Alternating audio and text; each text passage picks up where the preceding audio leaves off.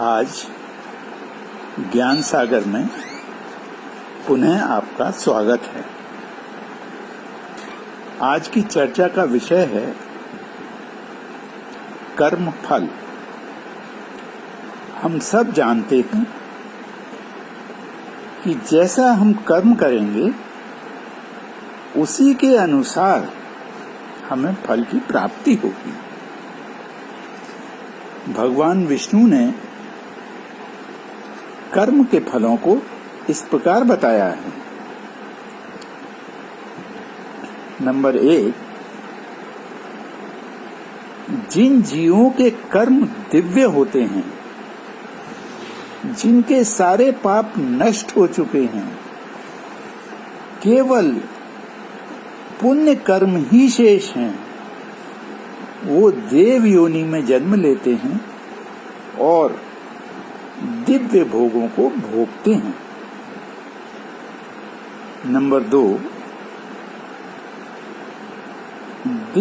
जिन जीवों के पाप व पुण्य समान होते हैं, उन्हें मनुष्य योनि में जन्म मिलता है।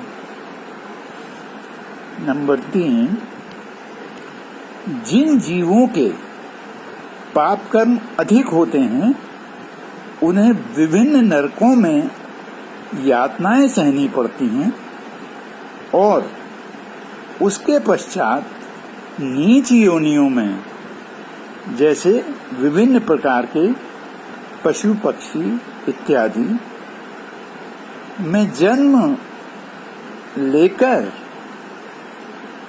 प्रताड़नाएं सहनी पड़ती हैं। विभिन्न प्रकार के नरक और उनकी यातनाओं का पूर्ण विवरण गरुड़ पुराण में मिलता है। रामचरितमानस के अनुसार कर्म प्रधान विश्व करी राखा, जो जस करऊ तो तस फल चाखा। अर्थात जो जैसा कार्य करेगा उसको वैसा ही फल मिलेगा। यही कर्म फल का सिद्धांत है।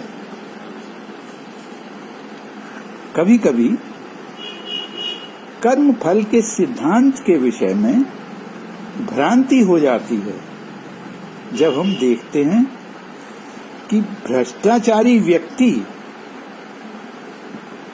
अधिक आनंद के साथ जीवन यापन कर रहा है। दूसरे, वो व्यक्ति जिसने कई कत्ल किए हैं, वो आनंद पूर्वक विचरण कर रहा है।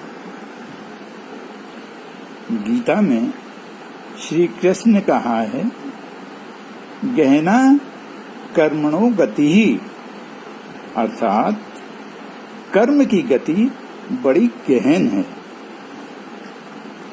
आज हम इस रहस्य से पर्दा हटाने का प्रयत्न करते हैं। सबसे पहले हम यह जानते हैं कि कर्म 3 प्रकार के होते हैं। नंबर 1, क्रियामाण कर्म।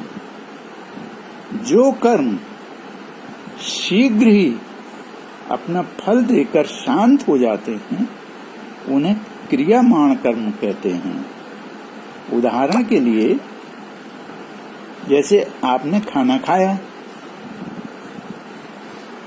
और उसके परिणाम स्वरूप आपकी भूख शांत हो गई, इत्यादि इत्यादि। दूसरे प्रकार के होते हैं संचित कर्म।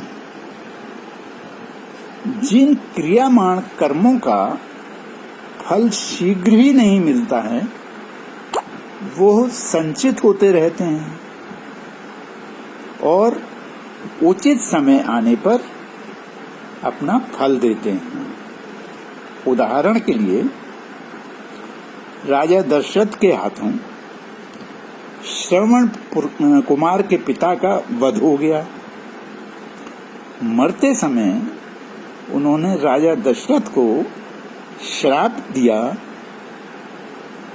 कि पुत्र वियोग में ही तेरी मृत्यु होगी, जैसे कि मेरी हो रही है।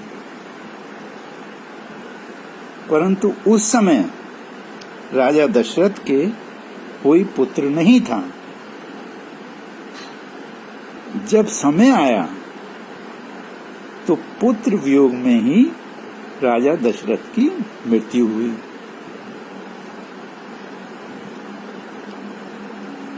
नंबर 3, प्रारब्ध कर्म। कर्मों की गति के अनुसार कुछ संचित कर्म जो अपना फल नहीं दे पाते हैं, एकत्रित होते रहते हैं। कभी कभी ऐसे कर्मों का कई कई जन्मों तक एक अंबार इकट्ठा हो जाता है। जब इनमें से कुछ कर्म अपना फल देने के लिए परिपक्व हो जाते हैं, तो उनके अनुसार जीव को एक शरीर मिलता है और उचित फल भोगने के पश्चात वह शरीर समाप्त हो जाता है। जैसे प्रारब्ध स्वरूप ही किसी धनवान के यहाँ जन्म होता है या निर्धन के यहाँ जन्म होता है, और जीव इस जन्म में क्या क्या करेगा और क्या क्या फल भोगेगा, यह पहले से ही निर्धारित है।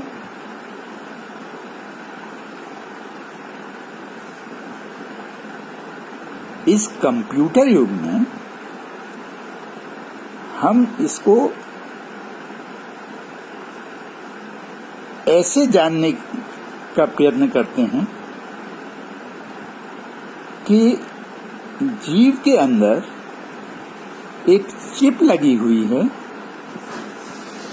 जो कि ईश्वर के सुपर कंप्यूटर से ऑपरेट हो रही है और उसी के अनुसार हम कर्म फल भोगते हैं। अब मैं अपनी वाणी को विराम देता हूँ। ईश्वर सबका कल्याण करे।